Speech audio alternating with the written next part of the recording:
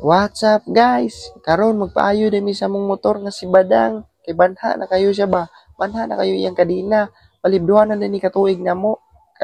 Karong baguhay pa. Karong November 10. Yaging November 10, 2024. Buha na ni katuig na mo. Then ligon kayo siya ba? Bali 1438 ang stock ani nga sprocket og kadina. Bali original din na tanan panahon ani guys. Kay mo ni kinamong kinaunan niya motor nga si Badang.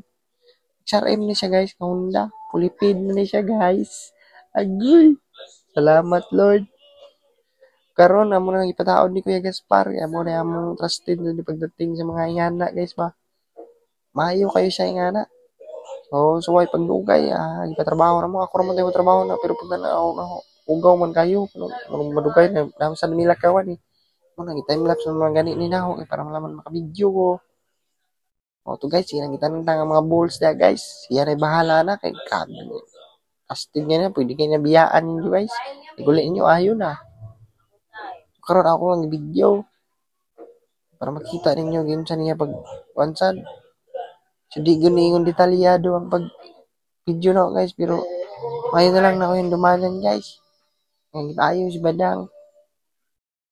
Bali 1,539 hindi ako namayaran guys. Kauban na sa shipping fee. Brake show, engine sprocket, rear sprocket, o kadina guys. Ito yan ang tamakan. Lock ng receipt para tangtang ang ligid guys. Okay guys, welcome to my vlog.